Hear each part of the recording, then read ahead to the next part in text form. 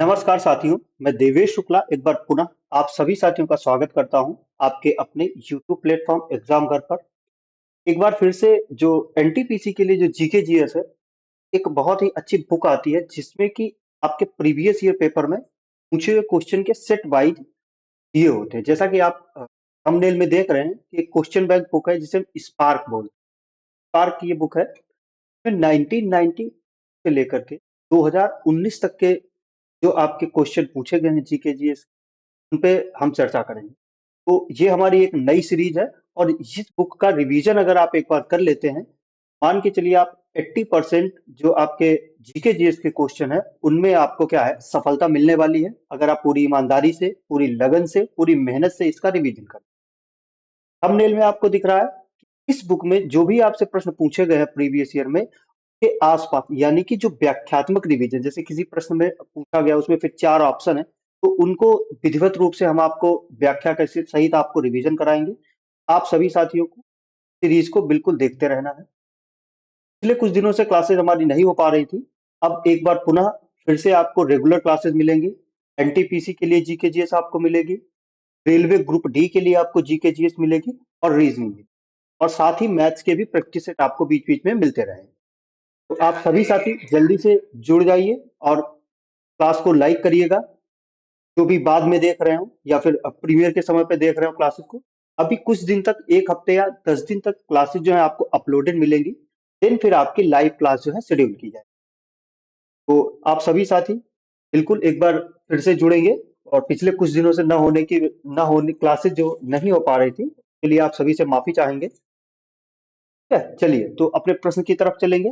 आज की क्लास में हमने सिर्फ 10 प्रश्न लिए हैं। अब नेक्स्ट क्लास से आपको पूरा एक सेट जो है उसमें हम आपको डेट भी डाल के देंगे कि कौन से शिफ्ट में, स्टेट में का ये जो क्वेश्चन पेपर है जहां से हमने जीके के प्रश्न जो है वो आपके लिए हो। आज की हमारी पहली क्लास है, इसमें सिर्फ आपको 10 प्रश्न मिलेंगे और जो एक्सप्लेनेशन है थोड़ा सा कम मिलेगा, तो आप सभी लोग धैर्य बना करके रखेंगे। कल से आपको रेगुलर और प्रॉपर क्लास जो है आपको मिलेगी, क्योंकि हमने आपसे वादा किया था कि मंडे से आपकी क्लास जो है बिल्कुल आपको मिलेगी। तो आज आप क्लास जो है हम मिल रही है। पहला प्रश्न देखेंगे हमारा आज का क्या। देखिए, पहला प्रश्न क्या है आपका।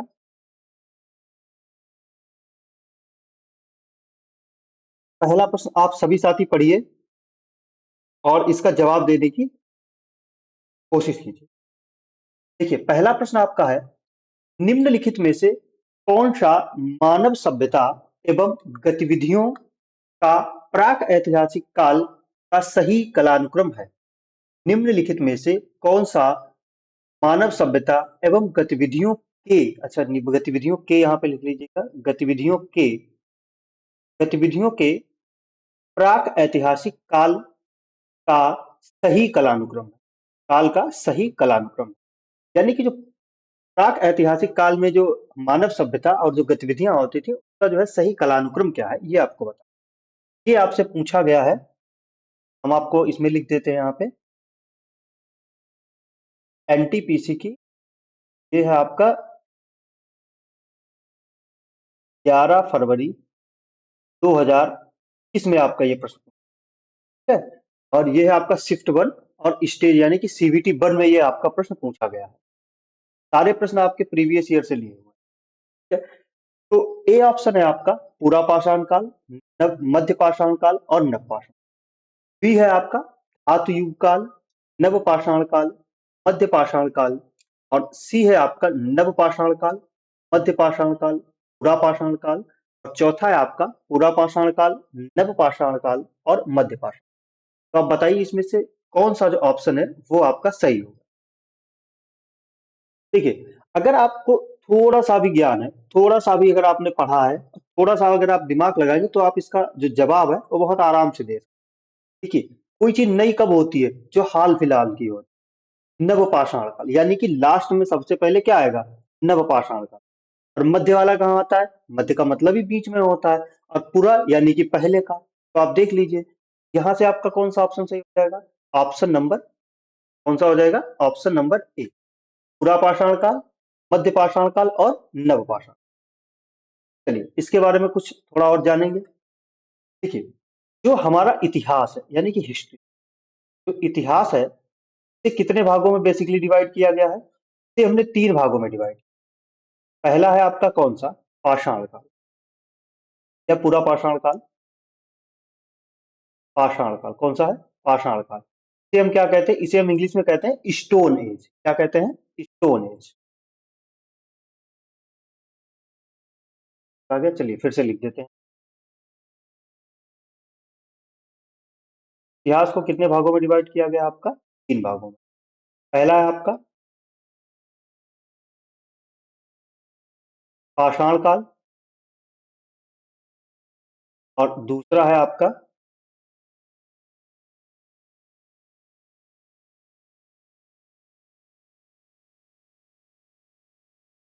आद्य ऐतिहासिक काल। आद्य ऐतिहासिक काल। आद्य ऐतिहासिक काल और तीसरा है आपका ऐतिहासिक काल।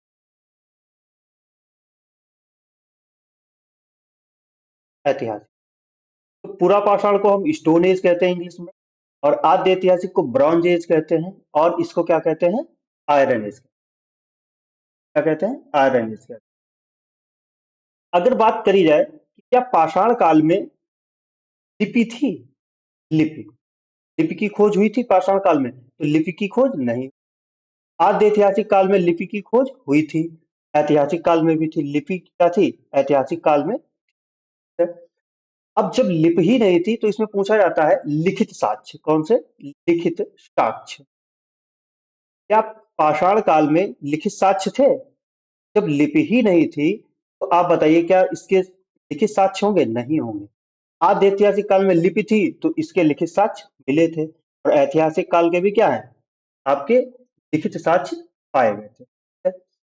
अब जब ये देखिए पाषाण काल और आद्य थे, इनके जब आपको लिखित साक्ष्य ही नहीं है तो इनकी हमें जानकारी कहाँ से मिली? आपसे पूछा जाता है कौन से काल की, पाषाण काल या आद्य ऐतिहासिक काल की जो जानकारी है हमें किससे प्राप्त होती है? तो इसकी जानकारी के स्रोत हमारे पास क्या है? जानकारी के स्रोत। जानकारी के स्रोत क्या रह जाएंगे फिर? इनकी जानकारी के स्रोत हमारे पास क्या है? पुरातात्विक साक्ष्य। क्या है? पुरातात्विक साक्ष्य। कौन से है? पुरातात्विक। पुरातात्विक साक्ष्य। सिर्फ और सिर्फ क्या है? पुरातात्विक साक्ष्य। अब ये जो पाषाण काल है, कौन सा पाषाण काल है, इसे जो है पुनः 3 भागों में बांटा गया। पूरा पाषाण काल, नव्य पाषाण काल और नव पाषाण काल। अब समझ में आया? जो आपने पिछले पेज पे देखा था, हमने आपसे पूछा मानव सभ्यता में उसका क्रम क्या है। ये जो पाषाण काल है इसको 3 भागों में बांटा गया। पहला कौन सा? आपको बताया पूरा पाषाण काल। दूसरा कौन सा? मध्य पाषाण काल। और तीसरा कौन सा है? नव पाषाण। ठीक है। तो हमें जो है पाषाण काल और आद्य ऐतिहासिक काल के बारे में जो जानकारी है, जो उसका जानकारी का स्रोत है, वो क्या है? पुरातात्विक साक्ष्य। क्यों? क्योंकि इसमें लिपि तो थी ही नहीं। जब लिपि नहीं थी तो इसमें क्या थे? लिखित साक्ष्य नहीं थे। ठीक है। अच्छा एक चीज ध्यान रखिएगा। अब कहोगे सर इसमें तो लिपि भी है और लिखित साक्ष्य भी है, तो फिर हमको जानकारी के स्रोत पुरातात्विक साक्ष्य क्यों? ऐसा है, इसमें जो लिपि थी और जो लिखित साक्ष्य पाए गए थे ये पठनीय नहीं थे। में तो थी ही नहीं तो पठनीय का कोई मतलब नहीं है। इन्हें पढ़ा नहीं जा सका था। पढ़ा नहीं जा सका। जबकि जो ऐतिहासिक काल में थे ये पठनीय थे, इन्हें इन्हें पढ़ा गया। क्यों? क्योंकि इनकी जो लैंग्वेज लिखी थी वो कैसी थी? भाव चित्रात्मक थी। आपसे पूछता कि भाव चित्रात्मक यानी कि वो हम लैंग्वेज हम पढ़ ही नहीं पाए। तो हम किसी चीज को पढ़ ही नहीं पाए तो उसकी जानकारी हमें पुरातात्विक साक्ष्य से ही मिलेगी। ठीक है। तो इतना आपको ध्यान रखना है। अगला प्रश्न देखेंगे। दूसरा प्रश्न क्या है हमारा? दूसरा प्रश्न है पत्थर की बनी नृत्य करते हुई पुरुष की प्रतिमा नटराज कहां से प्राप्त हुई? पत्थर की बनी नृत्य करते हुए पुरुष की प्रतिमा नटराज कहां से प्राप्त हुई? ये आपको बता। लोथल से, रंगपुर से, हड़प्पा से या फिर मोहनजोदड़ो? इसका जो जवाब हो जाएगा आपका, जो नृत्य करते हुए पुरुष की प्रतिमा है, जिसे हम नटराज मुद्रा भी कहते हैं। क्या कहते हैं? नटराज मुद्रा। ये कहाँ से प्राप्त हुई थी? ये आपकी प्राप्त हुई थी हड़प्पा से। कहाँ से प्राप्त हुई थी? हड़प्पा से इसको ये प्राप्त हुई। ठीक है, तो आपके दूसरे प्रश्न का कौन सा सही जवाब हो जाएगा? ये सही जवाब हो जाएगा आपका ऑप्शन नंबर सी। और ये आपका पूछा गया था 13 जनवरी 2021, 13/01/2021, CBT 1। कौन सा? CBT 1 में ये आपका प्रश्न। चलिए अगला प्रश्न देखिए। अगला प्रश्न है, प्रसिद्ध सिंधु घाटी स्थल मोहनजोदड़ो की खुदाई किस प्रख्यात भारतीय पुरातत्वविद द्वारा की गई थी? ये सिंधु घाटी जो सभ्यता है, सिंधु घाटी सभ्यता है, इसे हम और किस नाम से जानते हैं? इसी को हम क्या कहते हैं? हड़प्पा सभ्यता भी। क्या कहते हैं? हड़प्पा सभ्यता। हड़प्पा सभ्यता क्यों? क्योंकि सबसे पहले कौन किस नगर की खोज हुई थी? हड़प्पा की। क्या बोलते हैं? इसीलिए इसका नाम हम क्या रख दिया? हड़प्पा सभ्यता भी इसका नाम रखा है। अब देखो इसमें जो है आपके तीन चार प्रश्न पूछे जाते हैं, तीन चार तरह से प्रश्न। पहला प्रश्न पूछा जाता है, प्रथम उल्लेख, सिंधु घाटी सभ्यता है, इसका प्रथम उल्लेख किसके द्वारा किया? प्रथम उल्लेख किसके द्वारा किया गया? तो इसका जो प्रथम उल्लेख है वो किसके द्वारा किया गया था? ये किया गया था चार्ल्स मैसन के द्वारा। ये आपको याद रखना है, चार्ल्स मैसन के द्वारा। के द्वारा चार्ल्स मैसन के द्वारा जो सिंधु घाटी सभ्यता है, इसका प्रथम उल्लेख किया गया था चार्ल्स मैसन के द्वारा। फिर पूछता है, प्रथम उत्खनन, जो प्रथम उत्खनन थी ये किसने कराने के आदेश दिए थे? खनन। दूसरा प्रश्न है ये, उत्खनन, उत्खनन के आदेश किसने दिए थे? ये दिए थे आपके ए कनिंघम ने। किसने दिए थे? कनिंघम ने। तीसरा प्रश्न इसी से आपका पूछा जाता है, इसकी खोज किसने की? जो कि आपको प्रश्न में भी पूछा है कि जो खोज है वो किसने की थी? आर डी बनर्जी, यानी कि राखलदास बनर्जी। आर डी बनर्जी ने की थी, आर डी बनर्जी यानी कि Rakhaldas Banerjee. Option number C जो है इसका क्या हो जाएगा? सही जवाब। कब की थी इन्होंने इसकी खोज? इन्होंने ये की थी 1922 में। 1922 में मोहनजोदड़ो की खोज किसने की थी? आर डी बनर्जी ने। अब देखो दयाराम साहनी ने किसकी खोज की थी? इन्होंने हड़प्पा की खोज की 1921 में। हड़प्पा की खोज। ठीक है, इतना आपको याद रखना है प्रश्न से। अगला देखिएगा।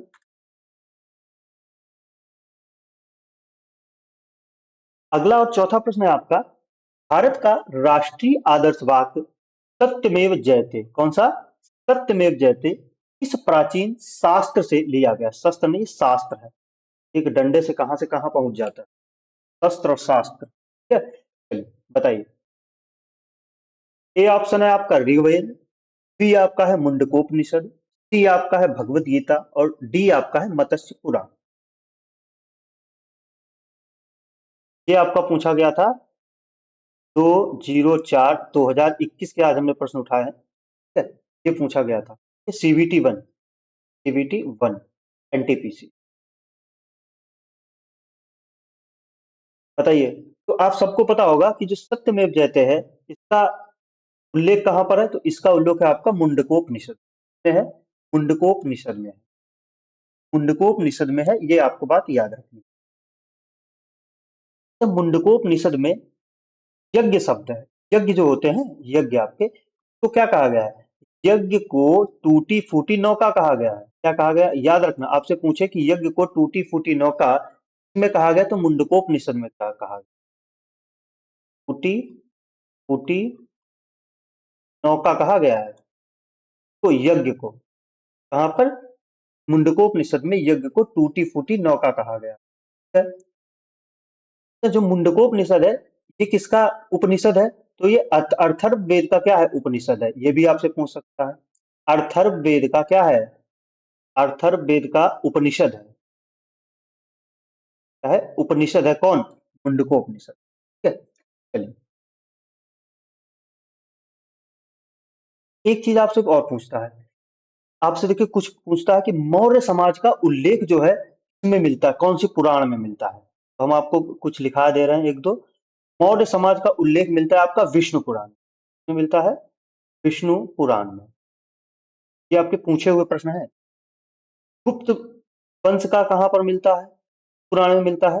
जो गुप्त वंश है इसका मिलता है वायु पुराण। वायु पुराण में उल्लेख मिलता है, यहाँ पर वायु पुराण। ठीक है? चलिए अगला देखिएगा। और जो हमारे पुराणे हैं इन्हें प्राचीन भारत का विश्वकोश भी कहा, क्या कहा जाता है? प्राचीन भारत का विश्वकोश। ये प्रश्न, ये भी आपका पूछा हुआ है। ये आपका पूछा गया सीबीटी 2 का प्रश्न है। अब देखिए इतना सरल प्रश्न सीबीटी 2 में पूछा गया 17/6/2022, 17 जून 2022 को जो आपका एग्जाम हुआ था सीबीटी का, उसमें ये आपका पूछा गया। पूछा है द्वितीय बौद्ध संगीति का आयोजन कहाँ किया गया था? द्वितीय बौद्ध संगीति का आयोजन कहाँ किया गया था? आपसे तीन चार प्रकार से प्रश्न पूछते हैं। एक तो आपसे समय पूछता है। अब आपको पता होगा कि 4 बौद्ध संगीतियों का आयोजन हुआ। अगर आपसे नंबर पूछ ले तो टोटल आपको पता होना चाहिए था 4 बौद्ध संगीतियों का आयोजन किया गया। अब 4 में देखिए, चारों का समय आपसे पूछ सकता है, चारों का स्थान पूछ सकता है, और उन चारों के अध्यक्ष पूछ सकता है, और किस आपसे पूछता है किसके शासन काल में। तो यहां से देखो आपको कितने प्रश्न तैयार करने हैं। पहला तो समय, यानी कि 4 प्रश्न हो गए चारों के लिए अलग अलग। कितनी है, एक तो ये प्रश्न हो गया 5, 4 स्थान, 4 9, 4 अध्यक्ष, 9 5 9 और 4 13, और 4 7, यानी कि 17 प्रश्न आपके यहां से बन सकते हैं सिंपल से। इसको आप कैसे याद रखेंगे हम आपको बताते हैं। ऐसे लिखिएगा, एक आप टेबल सी बना लीजिए। सभा, समय, स्थान, अध्यक्ष और शासनकाल। क्या? शासनकाल। देखिए, प्रथम, द्वितीय, तृतीय बौद्ध संगीति और फोर्थ। तो प्रथम बौद्ध संगीति थी, इसका समय क्या था? 483 ईसा पूर्व। क्या था? 483 ईसा। दूसरी जो थी उसका समय क्या था?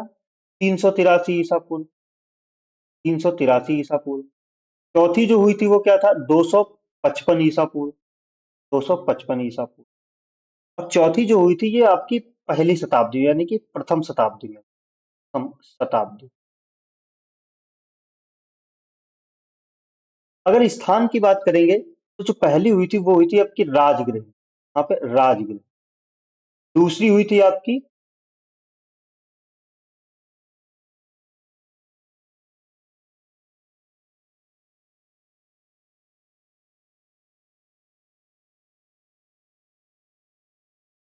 पहली कहां पर हुई थी? पहली हुई थी आपकी राजगृह में। राजगृह। दूसरी होती है आपकी वैशाली में। कहां पर होती है? वैशाली में। तीसरी होती है आपकी पाटलिपुत्र में। कहां पर? पाटलिपुत्र। से अब क्या कहते हैं? पटना कहते हैं। और चौथी कहाँ होती है? कश्मीर में। कश्मीर के कुंडल वन में। कहां पर? कुंडल वन। कुंडल वन, कश्मीर।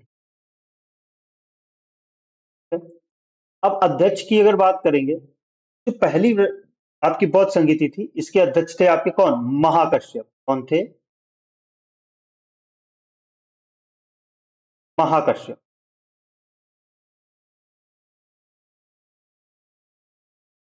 महाकश्यप थे। दूसरी के कौन थे? सवाकामी। सवाकामी।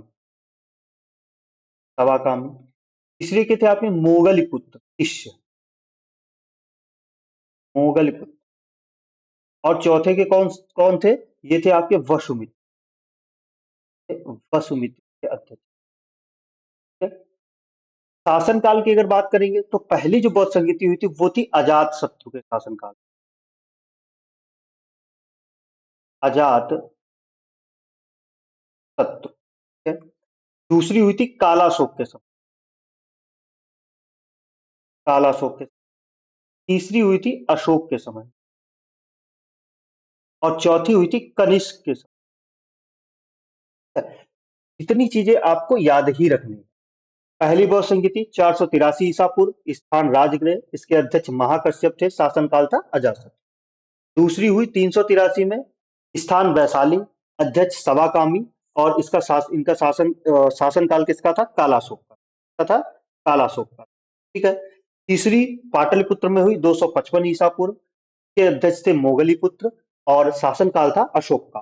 चौथी होती है आपकी प्रथम शताब्दी में कुंडलवन कश्मीर में, इसके अध्यक्ष होते हैं वसुमित्र, और शासनकाल होता है किसका? कनिष्क का। ठीक है। तो इस प्रश्न से आपको इतनी चीज याद रखनी है। अब आप बताइए ए बी सी डी में से कौन सा ऑप्शन जो है आपका सही हो जाएगा। यहां से आपका ऑप्शन नंबर बी कौन सा हो जाएगा? Option number B Vaishali.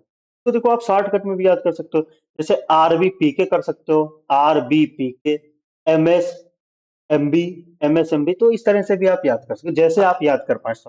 देखिए, हम आपको शॉर्ट ट्रिक बता दें, हो सकता है वो आपको समझ ना आए, तो बेहतर है कि शॉर्ट ट्रिक आप अपने आप, शॉर्ट ट्रिक जो है आप खुद तैयार करो, क्योंकि जो शॉर्ट ट्रिक आप खुद तैयार करते हैं वो आप कभी भी भूलते नहीं। ठीक है, चलिए अगला देखिए।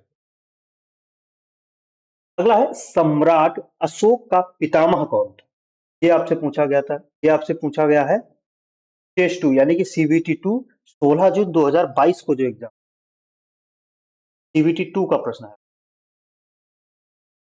CBT two. ठीक है, बताइए सम्राट अशोक का पितामह कौन था?